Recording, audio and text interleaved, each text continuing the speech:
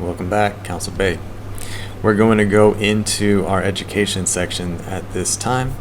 I've already loaded up my UCAS application page. We're going to jump back in and go into one of our final sections to complete.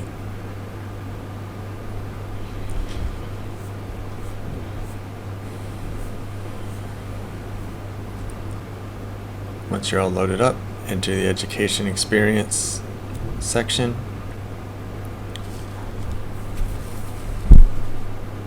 You must enter all your qualifications from secondary education onwards. Secondary education is high school. Whether you have the results or you're still waiting for exam results. This helps unis and colleges understand if you meet their entry requirements. Sometimes a uni or college will make you an offer even if you don't meet the exact grades that they're asking for. If you have any questions about entry requirements, speak to your university or college that you're about to apply for before you submit. Let's jump into the application components. If your school has a certain curriculum, they may have already preloaded some defaults for you to choose from. So we're going to first add our school, and then we'll see what choices are available for us to add our education qualifications.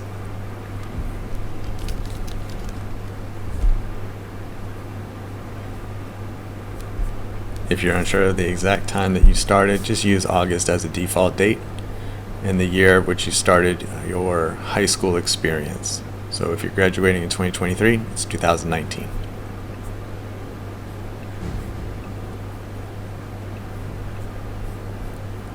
For my school, we graduate in June 2023. You're a full-time student and you will have qualifications.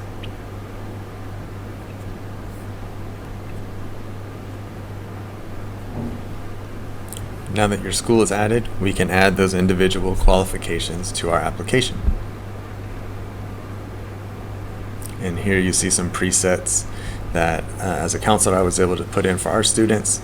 And we are an MYP school, then we have the DP. We don't have any other types of curriculum. But if our student has taken an SAT test, that's a possible thing that you can add to your application. So go for it if that's something you've done. And that'll give the universities an extra piece of information to utilize when they're deciding about your offer. So we look for the IB Middle Years program, and we're going to put in our end of year 10 results, just as we would if it was a GCSE or IGCSE for students that are more UK oriented in their curriculum.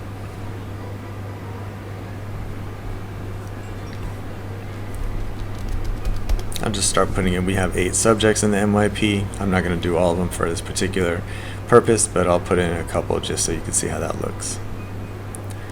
We'll put in June, the year that year 10 ended for 2021, and we'll put in a number, say we got 7s and everything. Great job. Save that qualification. And we'll keep adding our qualifications.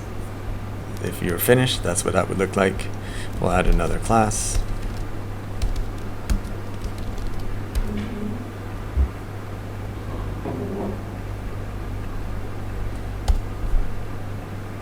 Save and add another.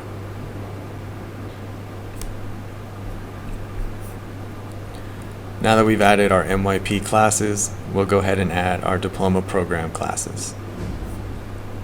So back to add qualification. You see we have TOK here, we have the IB diploma, and we have the option to do certificates or courses.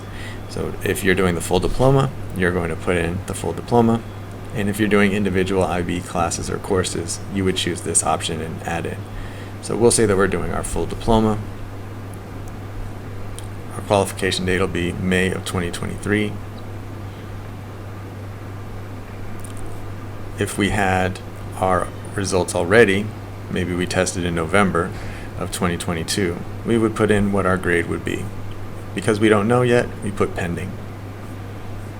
And the subjects, we'll go ahead and put in 2 or 3 here.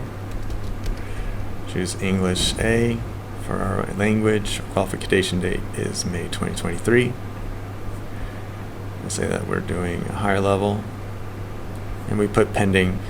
For every subject that you put on your education list, your reference will have the ability to add a predicted grade when you put pending as the credit value.